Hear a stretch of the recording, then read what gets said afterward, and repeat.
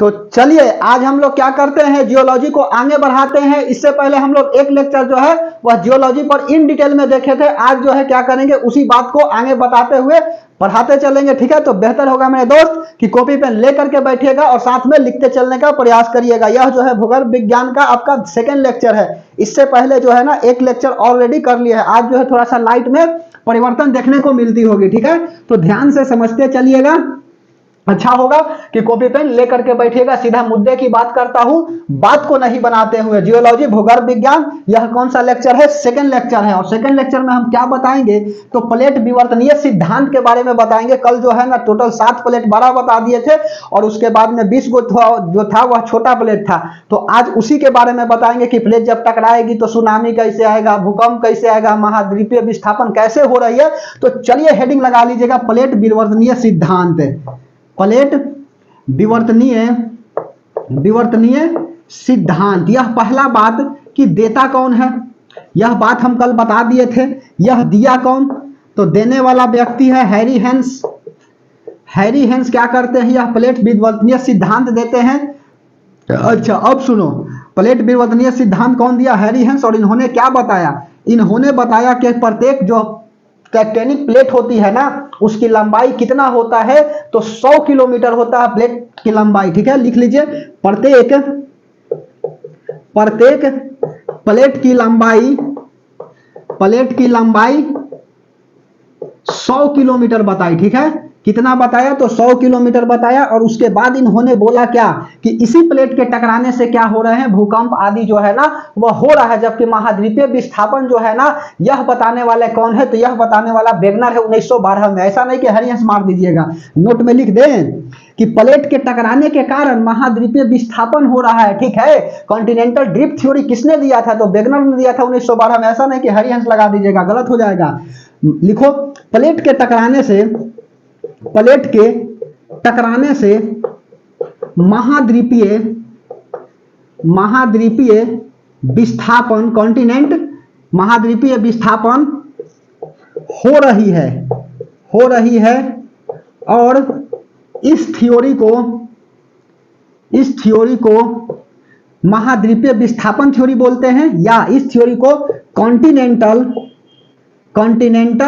Drift theory कहते हैं। ठीक है, इसको किसने दिया, कॉन्टिनेंटल ड्रिफ्ट थ्योरी जो है वह देने वाले व्यक्ति कौन है, दिया वेगनर। ठीक है, वेगनर कब देता है, तो वेगनर 1912 में देता है। ठीक है, उसके बाद अब सुनो कहानी। प्लेट के टकराने के कारण ही क्या हो रहे हैं, भूकंप आ रहे हैं, सुनामी आएगी, महाद्वीपीय विस्थापन होगा, सब होगा। ठीक है, तो हम क्या बताएंगे, पहले बड़ा प्लेट, छोटा प्लेट, उसके बाद में क्या बताएंगे, भूकंप बताएंगे, सुनामी तरफ, ज्वालामुखी की तरफ सब चल चलेंगे। ठीक है, चलिए, पर्वत पठार सब बनेगा जी इसी से, प्लेट के टकराने से। ठीक है, तो चलिए टोटल जो है ना कुल 12 प्लेट कल कितना बताए थे, तो कुल 12 प्लेट मेरे दोस्त एकदम प्यार से समझते चलिएगा। 7 गो छोटा प्लेट कितना है, तो छोटा प्लेट जो है वह आपका है 20 गो लगभग। यह बड़ा प्लेट में कौन कौन सा था, तो कल हमने बताया था, प्यार से बोलना है, उत्तरी अमेरिका, दक्षिणी अमेरिका। ठीक है, तो उत्तरी अमेरिकन प्लेट हो गया। उसके बाद में दूसरा क्या हो जाएगा, दक्षिणी अमेरिकन प्लेट हो गया। उसके बाद में तीसरा लिख लीजिएगा अफ्रीकन प्लेट। ठीक है, उसके बाद में चौथा लिख लीजिएगा क्या, आपका यूरेशियन प्लेट, यूरोप वाला यूरेशियन प्लेट हो गया। उसके बाद में पांचवा लिख लीजिएगा इंडो ऑस्ट्रेलियाई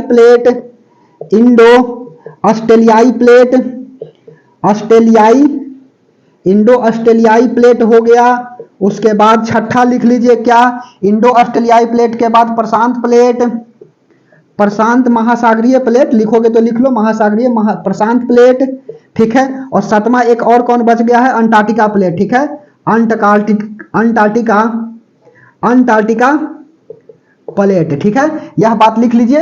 यह टोटल कितने हैं, तो यह 7 गो प्लेट है और यही सबके टकराने से क्या आ रहे हैं, तो भूकंप आ रहे हैं। ठीक है, नोट में बात लिखते चलो। प्लेट के टकराने के कारण 2 टाइटैनिक प्लेट आपस में टकराते हैं, तो टकराने से क्या आता है, भूकंप आता है। ठीक है, तो प्लेट के टकराने के कारण महाद्वीपीय विस्थापन, महाद्वीपीय विस्थापन, महाद्वीपीय विस्थापन कौमा भूकंप, भूकंप एवं ज्वालामुखी, ज्वालामुखी की क्रिया होती है, क्रिया होती है। ठीक है, यह बात समझ में आई। प्लेट के टकराने के कारण महाद्वीपीय विस्थापन, भूकंप तथा ज्वालामुखी की क्रिया होती है। अब हम बताते हैं भूकंप के बारे में कि भूकंप है क्या, और भूकंप से जो है ना वह अर्थक्वेक से क्वेश्चन जो है अच्छा खासा पूछता है। तो हेडिंग लगा लीजिएगा क्या यहाँ पर, भूकंप।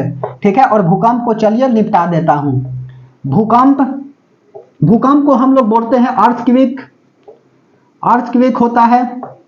भूकंप है क्या, तो पृथ्वी का जो मंडल है ना, भूपट्टी, वह अचानक से दोलन करने लगेगा, वही तो क्या होगा, भूकंप होगी। ठीक है, यह बोर्ड है, आया भूकंप, आराम से जो है ना कंपन करने लगा, तो भूकंप कर देंगे। तो पृथ्वी का जो है लिखो, पृथ्वी का, पृथ्वी के भूपट्टी, पृथ्वी के भूपट्टी, भूपट्टी ऐसे लिखाएगा, भूपट्टी। ठीक है, पृथ्वी के भूपट्टी के, पृथ्वी के भूपट्टी का अचानक, अचानक दोलन करना, दोलन करना या हिलना, दोलन करना भूकंप कहलाता है, भूकंप कहलाता है। भूकंप सबसे पहले जहां स्टार्ट होती है उसको हम लोग बोलते हैं क्या, फोकस। ठीक है, मूल उसको बोला जाता है। तो लिख लो फोकस, फोकस को हम लोग बोलते हैं मूल। मूल क्या है, तो मूल जो है ना वैसा पॉइंट जहां से भूकंप क्या होते हैं, शुरुआत होते हैं, भूकंप की क्या होती है, स्टार्टिंग होती है। तो लिखो वैसी पॉइंट, वैसी स्थान, वैसी स्थान जहां से भूकंप की शुरुआत होती है। ठीक है, शुरुआत होती है, उसी को क्या बोला जाता है, फोकस बोला जाता है, मूल बोला जाता है। उसके बाद में इपीसेंटर, अधिकेंद्र इसको बोलते हैं, इपीसेंटर। इपीसेंटर क्या होता है, इसको अधिकेंद्र लिखेंगे, अधिकेंद्र। सबसे पहले भूकंप तो मान के चलिए यहां से मेंटल से निकलता है और यहां पहुंचता है कहां पर, तो यह पहुंचेगा क्रस्ट के पास, यही ना, मेंटल से निकलेगा। निम्न गति का मंडल मेंटल को ही कहा जाता है जी, क्योंकि यहां पर भूकंप की शक्ति कम हो जाती है। ठीक है, और कहां पर पहुंच गया, तो यह जो है ना पहुंच गया आपका क्रस्ट में। ऐसे चलो डायग्राम से समझाएंगे, बड़ा अच्छा से समझ में आएगा। यही ना कल बताए थे, बोलो, यह आपका क्रस्ट हो गया, उसके बाद में यह कोर हो गया, और यह आपका मेंटल हो गया। मेंटल से ही क्या हुआ, भूकंप निकला। ठीक है, भूकंप की क्या हुई, शुरुआत हुई।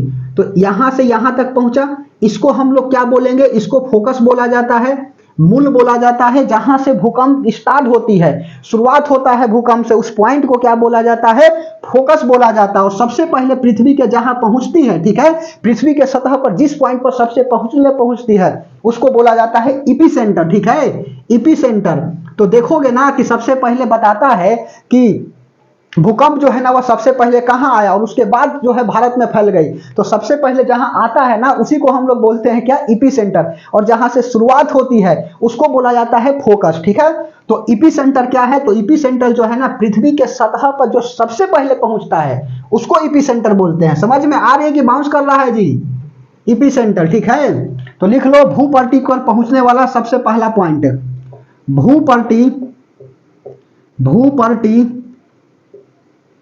ठीक है, भूपट्टी पर पहुंचने वाला सबसे पहली पॉइंट, सबसे पहली पॉइंट को क्या बोलते हैं, पॉइंट इपीसेंटर कहलाता है। ठीक है, इपीसेंटर कहलाता है। ठीक है, अब भूकंप से जो है ना वह तरंग निकलती है। ठीक है, भूकंप जो है ना, तरंग मत बोलो, भूकंप से जो है ना वह भूकंप कई सारे होती है। एक प्राइमरी होता है, एक सेकेंडरी होता है, और एक आपका कौन होता है जी, पी हो गया, उसके बाद में सेकेंडरी एस हो गया, और उसके बाद में एल हो गया, पी एस एल। इस तरह से तीन तरंग होती है। तरंग लिखोगे तो लिख दो, भूकंप की तीन तरंग होती है, प्राइमरी तरंग, उसके बाद में सेकेंडरी तरंग, और उसके बाद में और क्या लिखोगे, एल तरंग। ठीक है, लिखो भूकंप से, भूकंप के तीन तरंग होती है। ठीक है, तीन तरंग होती है। कौन कौन तीन तरंग होता है, तो पी हो गया, इसको प्राइमरी बोलते हैं, PRIMARY, प्राइमरी।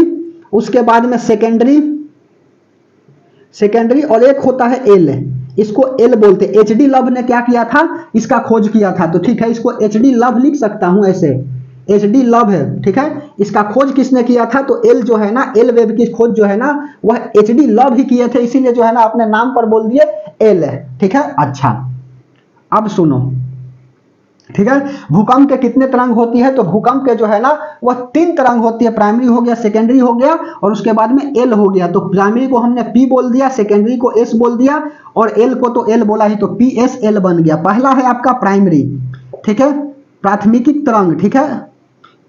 अब सुनो प्राइमरी वेव क्या होता है, तो पहला जो है ना जहां आपका इसका स्पीड सबसे ज्यादा हो उसी को बोला जाता है प्राइमरी तरंग, ठीक है। यह क्या होता है, तो यह जो है ना अनुदैर्ध्य होता है, अर्थात यह तीनों मीडियम में ट्रेवल कर सकता है, हवा में भी, पानी में भी और सतह पर भी, ठीक है। तो लिख दो इसकी स्पीड जो है ना, इसकी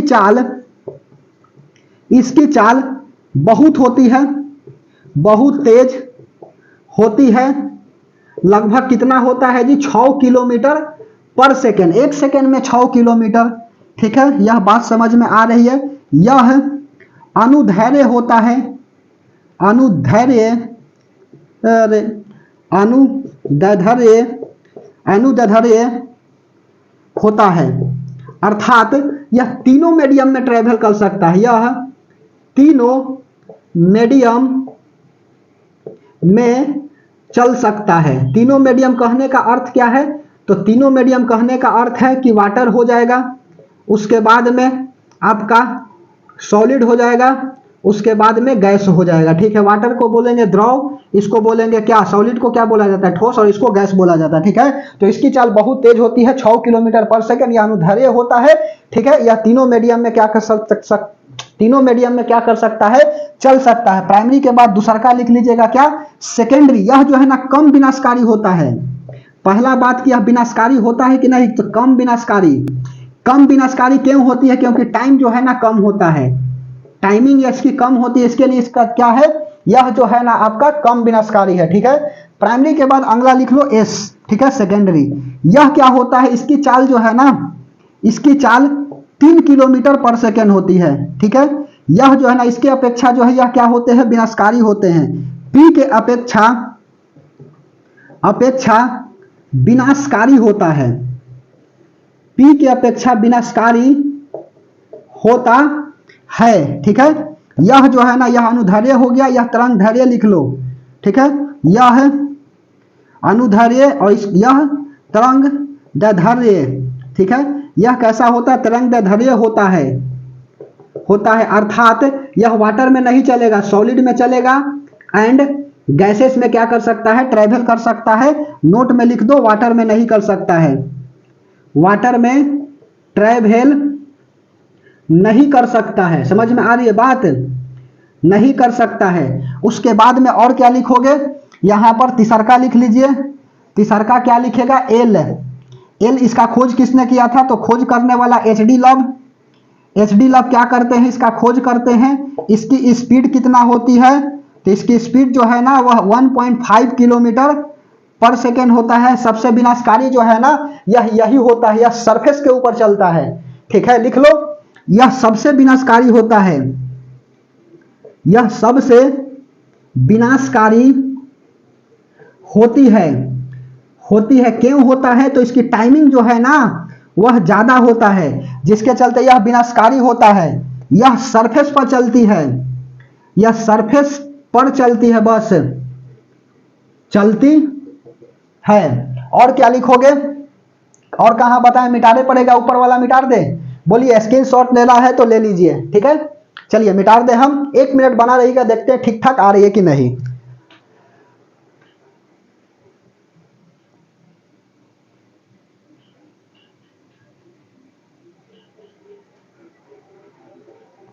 चलिए सब कुछ ठीक ठाक आ रही है, मिटा रही इधर। अच्छा से आप भी क्या करिएगा, समझते चलिएगा, जो इंपॉर्टेंट बात लगेगी उस बात को लिख लीजिएगा। अपना तरफ से तो हम जो है साफ साफ लिखते ही हैं, आप भी क्या करिएगा, साफ लिखिएगा। चलो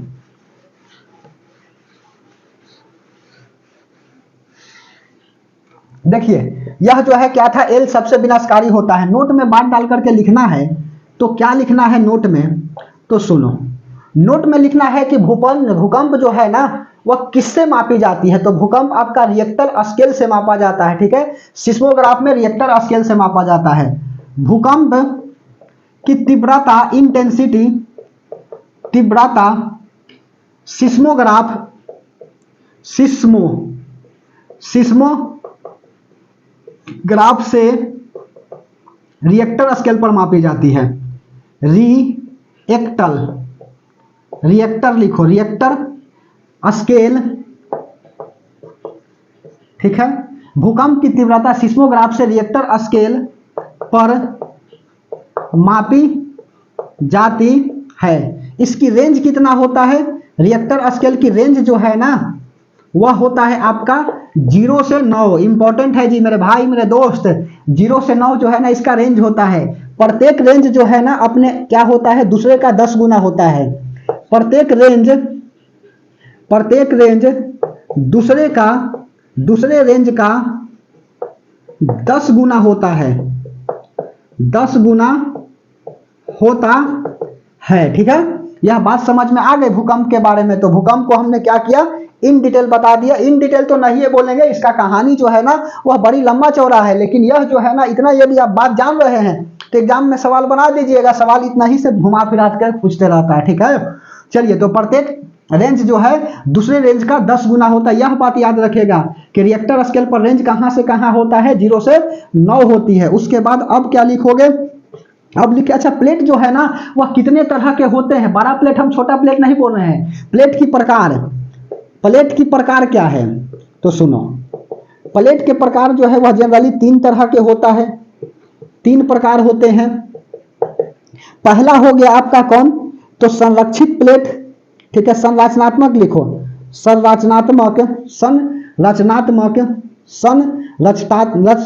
रच हो गया संरचनात्मक, ठीक है। इस तरह से संरचनात्मक प्लेट। उसके बाद में दूसरा लिख लीजिए विनाशकारी प्लेट, ठीक है। और तीसरा क्या लिख लीजिएगा, विनाशकारी प्लेट के बाद और संरक्षित प्लेट।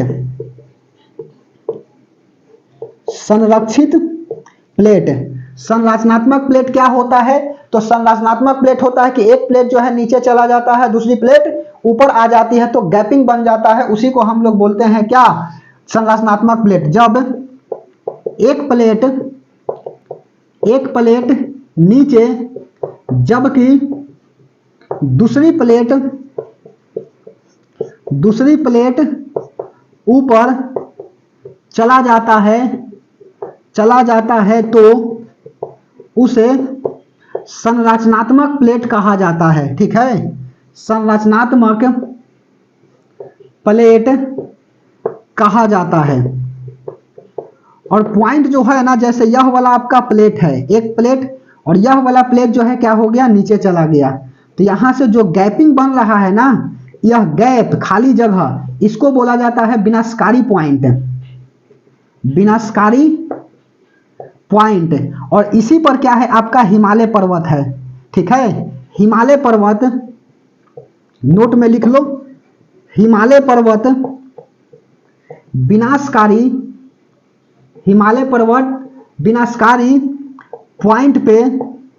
पॉइंट पर ही स्थित है, ठीक है। समझ में आई बात, बोलिए। उसके बाद में संरक्षित प्लेट क्या होता है, एक दूसरे के संरचना से जो बन जाती है, ठीक है, उसको संरक्षित प्लेट बोलते हैं। विनाशकारी तो समझ में आ ही गया, जहां से यह क्या हो गया, गैपिंग बन गया। इसी पर क्या है आपका हिमालय पर्वत है। अब हेडिंग लगा लीजिएगा क्या आप, ज्वालामुखी, ठीक है। मिटा दे इसको, बोलिए। नहीं, इससे पहले चलो सुनामी के बारे में बता देता हूं, ठीक है। उसके बाद ज्वालामुखी बताएंगे। सुनामी TSUNAMI होता है, यही ना जी, टी साइलेंट है। सुनामी क्या है, यह जापानी भाषा का शब्द है। जापानी भाषा का शब्द है जिसका अर्थ होता है ऊंची तरंगे। ऊंची है बिल्डिंग, लिफ्ट तेरी बंद है, ठीक है। बोलो, जापानी भाषा का शब्द है जिसका अर्थ होता है ऊंची तरंगे, ठीक है। अच्छा, उसके बाद सुनामी होता क्या है, यदि यह समुद्र के अंदर आती है तो सुनामी बोला जाता है, ठीक है, बोलो। यदि भूकंप समुद्र के अंदर आ गया तो सुनामी बोलेगा, ठीक है। यदि यदि भूकंप समुद्र के नीचे आती है तो सुनामी कहलाता है, ठीक है। यदि भूकंप समुद्र के नीचे आती है तो सुनामी कहलाता है, जिससे समुद्र में जब सुनामी आता है तो क्या होता है, जिससे समुद्र में इसकी ऊंचाई एवं तरंगे बढ़ जाती है। जिससे तरंग का मतलब क्या होगा, आवृत्ति, जो बोलना है बोलिए, आवृत्ति भी कहीं कहीं देता है जी। यदि भूकंप समुद्र के नीचे आती है तो सुनामी कहलाता है, जिससे समुद्र का है, लिख लिया, जिससे इसकी ऊंचाई एवं आवृत्ति बढ़ जाती है, ठीक है, तरंग बढ़ जाती है। अच्छा, 2004 में सुनामी आया था, ठीक है। तो 2000 सुनामी आया था 4 में, तो क्या हुआ, आपका दक्षिणी बिंदु जो है ना इंदिरा पॉइंट भारत का, वह डूब गया। वहीं पर रिसर्च सेंटर खोला गया था जी, किसके बारे में, सुनामी के बारे में बतलाने के लिए। अब जो है ना हैदराबाद में खोला गया, लिख दे, यह मिटा रहे। चलिए अब बताएंगे ज्वालामुखी के बारे में, चलो वह लिख देता हूं। ज्वालामुखी से भी खूब क्वेश्चन पूछता है। तब हम लोग चलेंगे पर्वत के ऊपर, फिर उसके बाद में पठार के ऊपर चलेंगे। अच्छा से पढ़ते रहना है, मुस्कुराते रहना है। राहें जहां तक जाएंगी राहगीर वहां तक जाएंगे।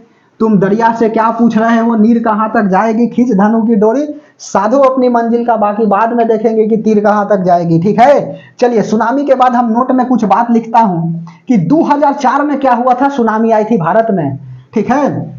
2004 में जब भारत में सुनामी आई तो भारत का सबसे दक्षिणतम बिंदु आई तो भारत का सबसे दक्षिणतम बिंदु इंदिरा पॉइंट डूब गई, ठीक है, डूब गई, जिससे भारत अपना सुनामी सूचना रिपोर्ट सेंटर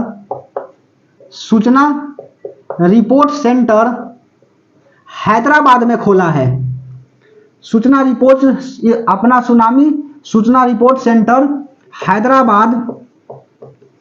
हैदराबाद में खोला है, ठीक है। यह इंपॉर्टेंट है जी, इसीलिए हम कहानी लिखे, नहीं तो हम सीधे बोल देते कि 2004 में सुनामी आई, भारत का सबसे दक्षिणतम बिंदु जो है ना, यह आपका दक्षिणतम बिंदु इंदिरा पॉइंट, यह क्या होता है, यह डूब जाता है, जिससे भारत जो है ना हैदराबाद में क्या करता है, अपना रिसर्च सेंटर खोल देता है। रिसर्च नहीं, रिपोर्ट जो है ना भेजने की, कहां पर खोलता है सेंटर, तो यह जो है ना हैदराबाद में खोल देता है। बात समझ में आई, बोलिए, मिटा दें। समझ में आ रही है तो बहुत बहुत धन्यवाद। बोलिए, प्लेट की प्रकार, सुनामी, यह सब समझ में आ गया। अब जो है हम क्या बताएंगे, अब हम बताएंगे वोल्केनो, ज्वालामुखी। मिटा रहे, चलिए, वोल्केनो, ज्वालामुखी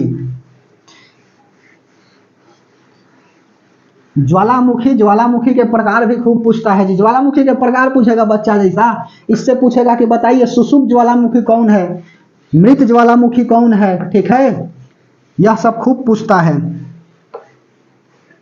जागृत ज्वालामुखी कौन है, जिससे हरदम जो है ना निकलते रहता है प्रकाश, विस्फोट होते रहती है। चलिए, ज्वालामुखी, वोल्केनो, ज्वालामुखी, इसको बोलेंगे वोल्केनो।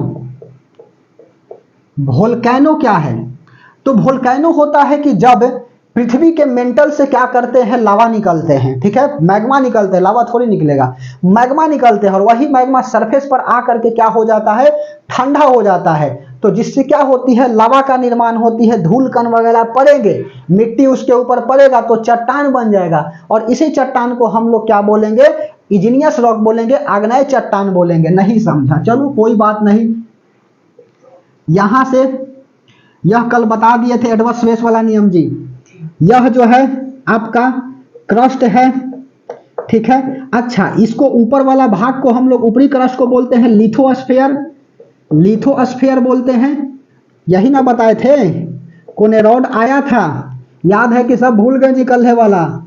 कोनोराड जो है ना आए थे और इसको ऊपरी क्रस्ट और लोअर क्रस्ट बांट दिए थे ना, और यहां से क्या हो गया, यह जो है आपका 16% होता है क्रस्ट, यह मेंटल हो गया ध्यान से 83%, और यह जो है ना कोर हो गया, कोर कितना हो जाएगा आपका 1%, नहीं वेरी सॉरी, यह होता है 1%, यह होता है 16%, ठीक है। बोलिए यहां से देखो, उसके बाद में मेंटल को भी दो भागों में बांट दिया, कौन, तो रेपेटी, रेपेटी, और उसके बाद में कोर को भी दो भागों में बांट दिया, ऊपरी कोर और निचली कोर, कौन, तो लेहमैन, लेहमैन क्या करता है, ऊपरी कोर और निचली कोर बता देता है। तो यह देखो ऊपरी क्रस्ट, ऊपरी क्रस्ट को क्या बोला, अपर क्रस्ट को,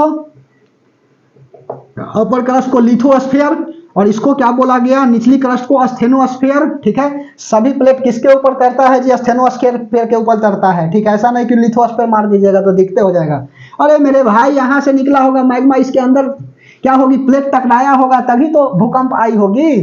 बोलिए यहाँ सब प्लेट जो है ना इधर रहता है, यहां से जाया होगा मैग्मा, जाके मारा होगा झटका तो कंपन हुआ होगा, ठीक है। कंपन का मतलब होता है भूकंप, यहाँ तो प्लेट होने की कोई चांसेस नहीं है। तो पूछा हुआ क्वेश्चन है लिथोस्फेयर, उसके बाद में स्टेनोस्फेयर, STHENO, स्टेनोस्फेयर, स्टेनोस्फेयर मतलब कि लोअर क्रस्ट, निचली क्रस्ट को क्या बोलते हैं, लोअर क्रस्ट, ठीक है। यहां पर सुनो, यह जो है ना डिसकंटिन्यूटी लाइन है ना, ठीक है, थोड़ा सा अच्छा से, क्रस्ट और मेंटल को अलग कर रहा है तो इसको डिसकंटिन्यूटी लाइन बोलेंगे। इसको कौन दिया था बताइए, मोहो, याद है मोहो, डिसकंटिन्यूटी लाइन, डिसकंटिन्यूटी कहेगा कि डिसकंटिन्यूटी लाइन पढ़ाने लगे, कहानी हमको बताना है जी। देखिए यह कौन दिया था आपका, Gutenberg, Gutenberg discontinuity line, discontinuity line, ठीक है। अच्छा सुनो, यह लिथोस्फेयर हो गया, यह आपका स्टेनोस्फेयर हो गया। सभी प्लेट जो है ना इसी के ऊपर क्या होता है, तरता है। लिखो सभी प्लेट, सभी प्लेट इसके ऊपर तैरते हैं, ठीक है। सभी प्लेट किसके ऊपर तैरते हैं, स्टेनोस्फेयर के ऊपर तैरते हैं। भूकंप की महसूस झटका कहां से होता है, तो भूकंप जो है ना यहीं से स्टार्ट होती है। नोट में बात लिखते चलो सब, तब आएंगे ज्वालामुखी पर, सवाल यहां से छपेगा जी, इसीलिए बता रहे हैं, ठीक है। भूकंप की शुरुआत, भूकंप की शुरुआत स्टार्टिंग, शुरुआत कहां से होती है, मेंटल से होती है, मेंटल से होती है, जिसके कारण यहां पर तबाही नहीं मचाएगा जी, जा करके जहां टक्कर मारेगा तबाही मचा देगा। भूकंप की शुरुआत मेंटल से होती है, जिसके कारण इसकी स्पीड, इसकी स्पीड कम होती है कि ज्यादा, कम होती है, और इसे निम्न गति का मंडल कहा जाता है। इसकी स्पीड कम होती है जिससे इसे निम्न गति का मंडल कहा जाता है, निम्न गति का मंडल। यहां से हुआ, ऊपर जाते जाते इसकी स्पीड कम हो जाएगी ना, इसीलिए इसको क्या बोला जाता है, निम्न गति का मंडल बोला जाता है। पूछ देगा कि निम्न गति का मंडल किसे कहा जाता है, मेंटल को कहा जाता है, मेंटल, निम्न गति का मंडल, ठीक है। क्यों कहा जाता है, भूकंप की स्पीड कम हो जाती है, ठीक है। अच्छा अब सुनो, भूकंप की शुरुआत मेंटल से होती है जिसके कारण इसकी स्पीड कम होती है, जिससे इसे निम्न गति का मंडल कहा जाता है।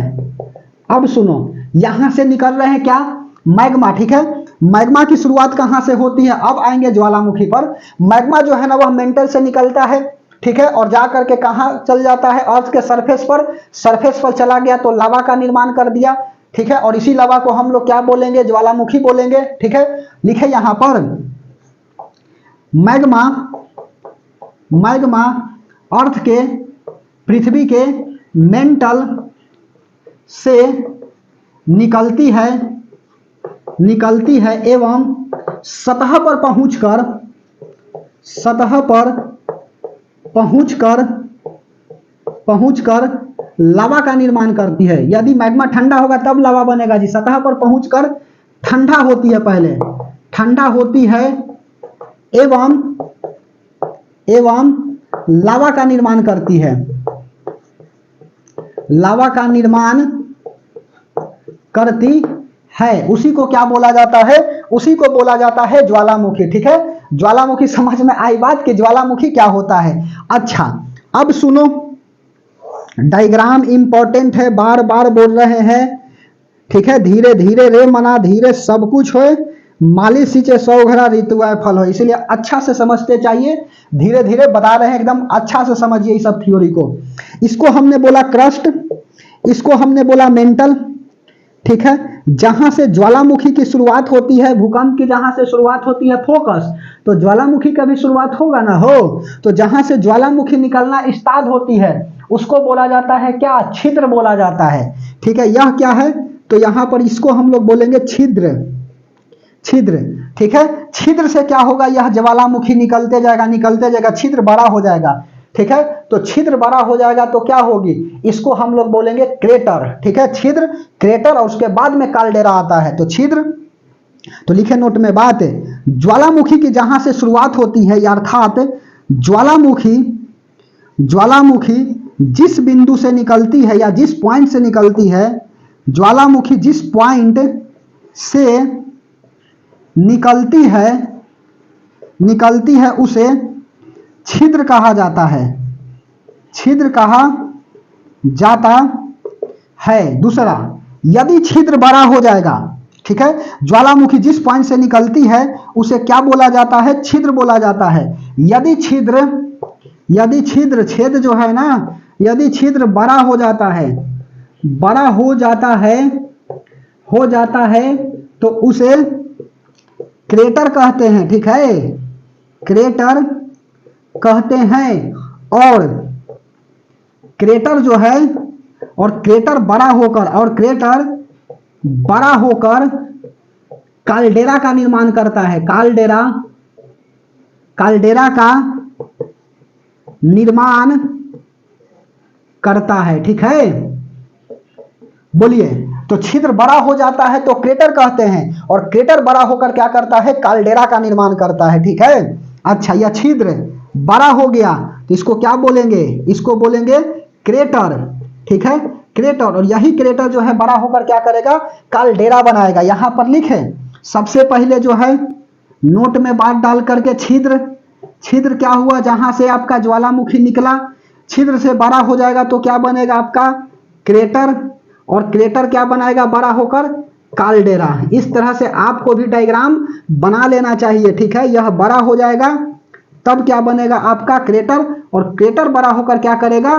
कालडेरा बनाएगा। एक बार में दिमाग में आएगा। ठीक है, छिद्र क्या होता है? तो छिद्र जो होती है ना, जहां से ज्वालामुखी निकलती है, ज्वालामुखी निकलने के बिंदु, ठीक है, वोल्केनो पॉइंट, यह क्या है? तो वोल्केनो पॉइंट है। ठीक है, यही बात ऐसे हम बोल दिए, और यहां पर केवल यह देख लेगा बच्चा तो समझ जाएगा। ठीक है, अच्छा, उसके बाद में यदि ज्वालामुखी निकलता है, ठीक है, तो चना के आकार का हो जाता है ना, तो उसको हम लोग क्या बोलते हैं? अस्कोरिया बोलते हैं। ठीक है, जबकि समुद्र में चला जाता है तो उसको टफ बोलते हैं। चलो लिख दें, यहां पर लिखें, यह दूसरा बात, यदि ज्वालामुखी समुद्र में चला जाता है, यदि ज्वालामुखी निकला, समुद्र में भी निकलते हैं ज्वालामुखी। ठीक है, समझ में आ रही है बात? यदि ज्वालामुखी समुद्र में निकलती है, समुद्र में यदि ज्वालामुखी निकलती है एवं इसके मैग्मा, ठीक है, यदि ज्वालामुखी निकलती है और इसकी मैग्मा, ठीक है, मैग्मा समुद्र में चला जाता है, समुद्र में चला जाता है तो उसे टफ बोलते हैं। ठीक है, टफ कहते हैं। एकदम बच्चा की तरह लिख रहे हैं जी, कि ताकि कोई प्रॉब्लम नहीं हो, बाद में कॉपी खोल करके आप पढ़ लीजिएगा कहानी। तो यदि ज्वालामुखी निकलती और इसकी मैग्मा समुद्र में चला जाता है तो उसे टफ कहते हैं। और यही टफ जो है ना, यदि मैग्मा का आकार चना के बराबर हो जाता है तो उसको अस्कोरिया बोलते हैं। ठीक है, यदि मैग्मा की आकार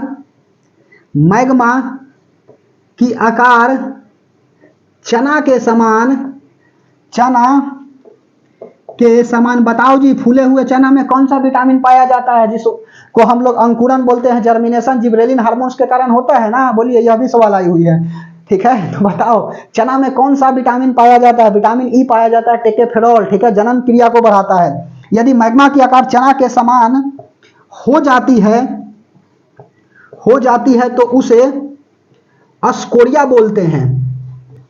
अस्कोरिया, कोरिया मत लिख देना, अस्कोरिया कहते हैं। मिटा दे।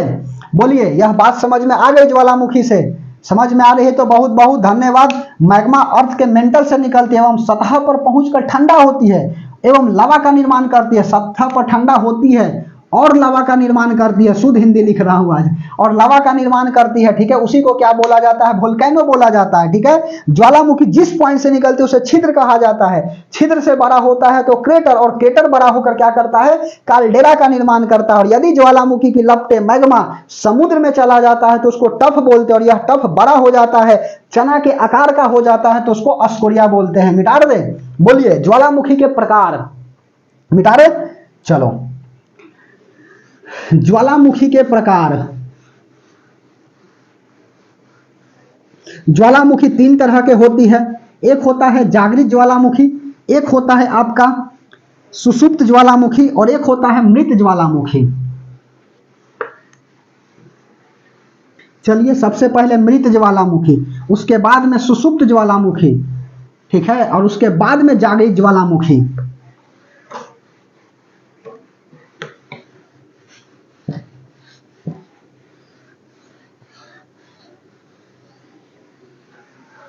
चलो, हेडिंग लगा लीजिएगा क्या आप?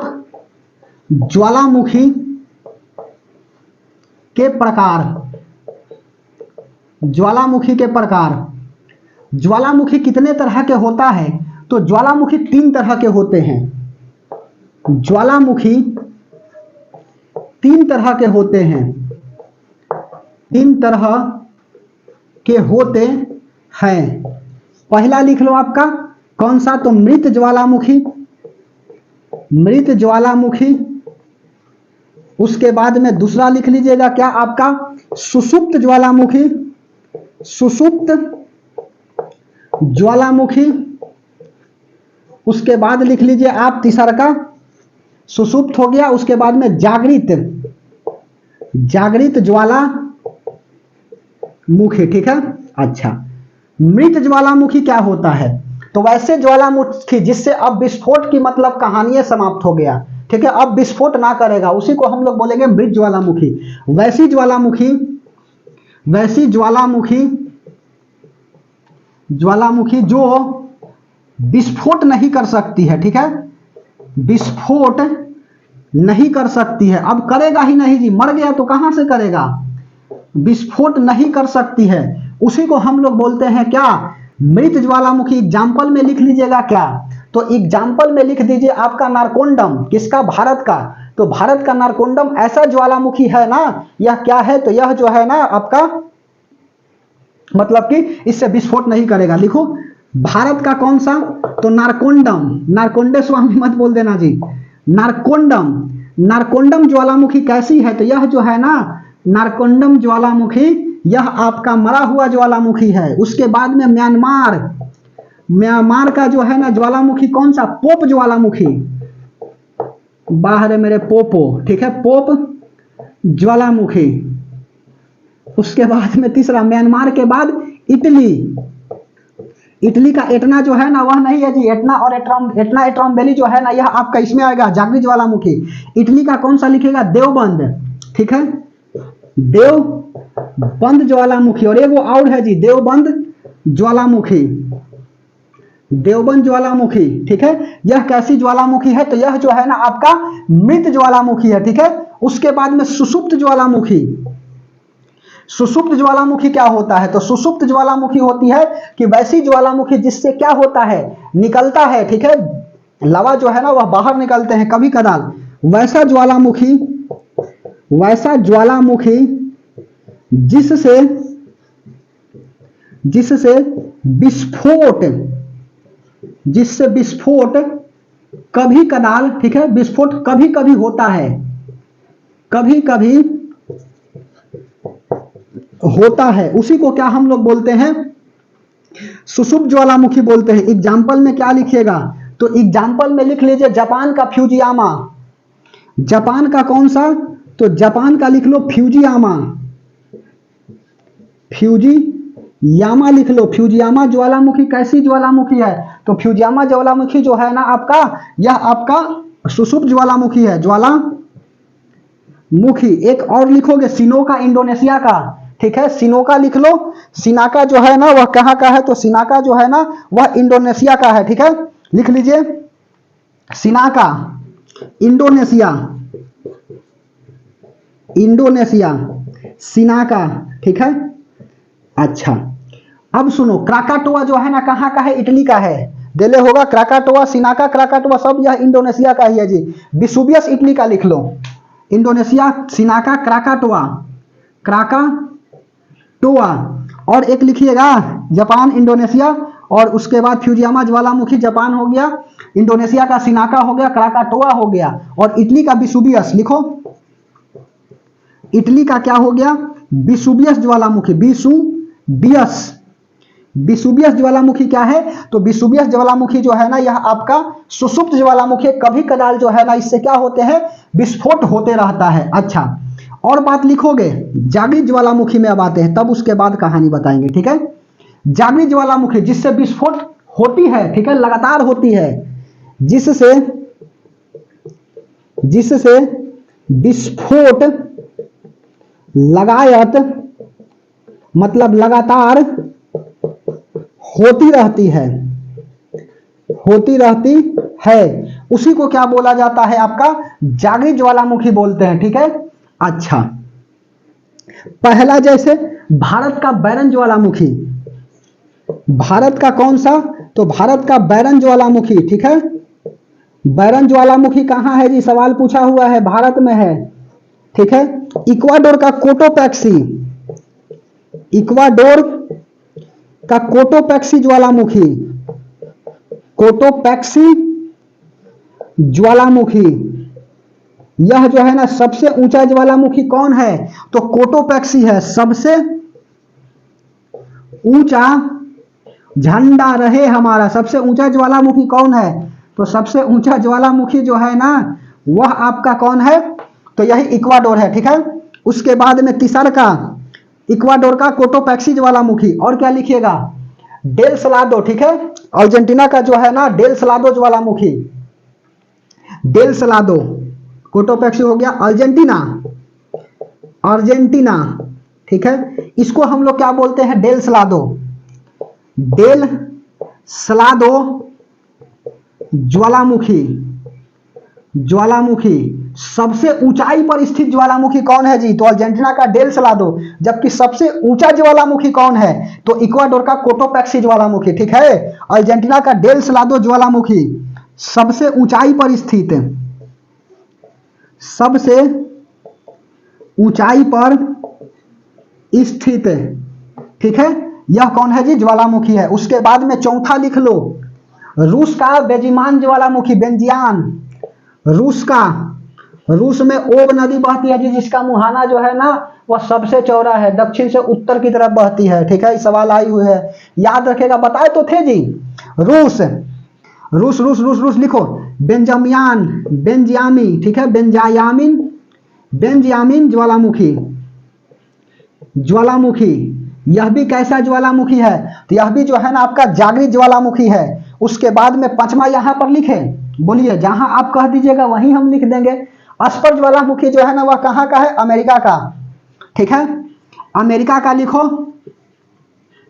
अमेरिका का अस्पर ज्वालामुखी, यह कैसी ज्वालामुखी है, तो यह जो है ना आपका जागृत ज्वालामुखी है। उसके बाद में लिखो, यहां से इटली हो गया, नहीं लिखे, इटली का जो है ना इटली का यहाँ पर सिनाका, क्राकाटोआ हो गया, स्ट्रॉम्बेली, ठीक है, इटली का स्ट्रॉम्बेली, ठीक है, लिखो एटनी स्ट्रॉम्बेली। छठा इटली का स्ट्रॉम्बेली ज्वालामुखी, स्ट्रॉम्बेली, एटनी स्ट्रॉम्बेली होता है, स्ट्रॉम्बेली ज्वालामुखी क्या है, तो स्ट्रॉम्बेली ज्वालामुखी जो है ना यह भी जागृत ज्वालामुखी है। एक आध और देखे इसमें, बोलिए, अंटार्कटिका का जो है ना इलेबस लिख लो, और तंजानिया का किलिमंजारो, ठीक है। अंटार्कटिका सतवां, अंटार्कटिका, अंटार्कटिका का क्या हो जाएगा आपका, और उसके बाद में किलिमंजारो। देखो देख के लिखेंगे तो दिक्कत हो जाएगा जी, इसीलिए हम देख के लिखवे नहीं करते। अंटार्कटिका इरेबस, और उसके बाद में और क्या लिखेगा, अंटार्कटिका इरेबस, और 8वां लिख लीजिएगा क्या, एक लिख लीजिए आप इरेबस, और तंजानिया का कौन सा, तो तंजानिया का किलिमंजारो, ठीक है, तंजानिया का किलिमंजारो, किलिमंजारो यह कैसी ज्वालामुखी है। यह जो है ना एग्जाम्पल हमको देना था तो हम तो 6 को दे करके छोड़ देते, लेकिन आपके लिए वो 2 को अलग से बता दिए। बोलो, इटली का स्ट्रोम्बेली ज्वालामुखी, अंटार्कटिका का इरेबस ज्वालामुखी, तंजानिया का किलिमंजारो ज्वालामुखी, यह सब कैसी ज्वालामुखी है, तो जागृत ज्वालामुखी है। नोट में हम यहाँ बात डाल करके लिखेंगे। सबसे ज्यादा ज्वालामुखी कहाँ निकलता है, इंडोनेशिया में, ठीक है, जबकि महासागर में कहाँ, तो प्रशांत महासागर। सबसे ज्वालामुखी, सबसे ज्यादा ज्वालामुखी, सबसे ज्यादा ज्वालामुखी, ज्वालामुखी इंडोनेशिया में निकलती है, ठीक है, इंडोनेशिया में निकलती है, ठीक है।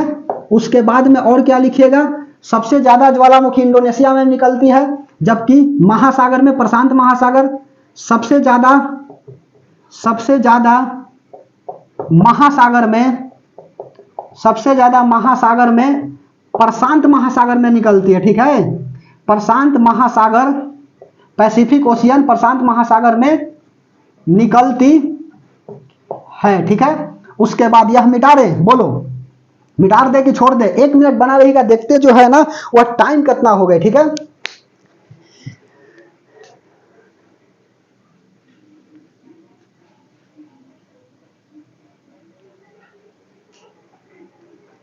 चलिए यही बता करके क्या करते हैं, क्लास को अंत कर देते हैं। कल वाला में जो है ना पर्वत पठार जो है वह बता देंगे, ठीक है। सबसे ज्यादा ज्वालामुखी इंडोनेशिया में निकलती है, सबसे ज्यादा महासागर में, प्रशांत महासागर में निकलती है। और लिखोगे यहां पर तीसरा बात क्या लिखोगे, ऑस्ट्रेलिया में एक को ज्वालामुखी नहीं है, लिखे ऑस्ट्रेलिया में। अमेरिका को 1000 धुआं का शहर भी कहा जाता है जी, अलास्का को, ठीक है, 1000 धुआं का शहर अलास्का। क्या लिखना है हमको, ऑस्ट्रेलिया, ऑस्ट्रेलिया में एक भी ज्वालामुखी नहीं है जी, ज्वालामुखी नहीं है, ठीक है। उसके बाद चौथा लिख लो, ऑस्ट्रेलिया के बाद और क्या लिखेगा, ऑस्ट्रेलिया। उसके बाद यूरोप में मरुस्थल नहीं है, यूरोप में मरुस्थल नहीं, मरुस्थल नहीं, कॉमा डाल करके लिख लीजिए। अंटार्कटिका में भूकंप नहीं, अंटार्कटिका में भूकंप नहीं, भूकंप नहीं। सऊदी अरब में जो है ना नदी नहीं, सऊदी अरब में एको नदी नहीं है। तो किस देश में नदी एको ना है, सऊदी अरब। सऊदी अरब में एक भी नदी नहीं, और यूरोप में मरुस्थल भी नहीं है, ठीक है, बता तो दी। अंटार्कटिका में भूकंप नहीं, सऊदी अरब में एक भी नदी नहीं, ठीक है। और उत्तरी अमेरिका में एक भी स्थानबद्ध देश नहीं। लिखे कहां पर, लिखे यहां पर लिखता हूं नोट में, उत्तरी अमेरिका, उत्तरी अमेरिका में एक भी स्थानबद्ध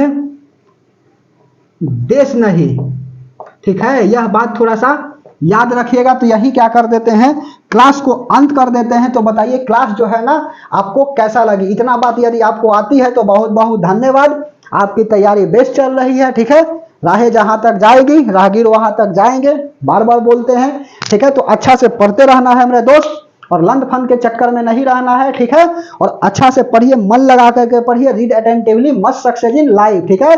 समझ में आ रही बात। और कभी भी जिंदगी से मायूस मत होना, ठीक है। यदि आपकी जिंदगी में परेशानियां आती है तो आप अच्छे रास्ते पे हैं, ठीक है। और यदि परेशानियां आती है तो परेशानियां को पांव तले नीचे दबा देना है। यदि सूरज की तरह जलना है, ठीक है, यदि सूरज की तरह चमकना है तो सूरज की तरह पहले जलना पड़ेगा, ठीक है। तो जिंदगी में कभी भी मायूस मत होना, कभी भी तेरा नाम बन सकता है। अगर दिल में हो आग और हौसला है बुलंद तो अखबार बेचने वाला भी डॉक्टर एपीजे अब्दुल कलाम बन सकता है, ठीक है। तो हम क्या करते हैं, नेक्स्ट क्लास में मिलते हैं एक नई टॉपिक के साथ, इसी जोश और जज्बा के साथ। तब तक के लिए धन्यवाद।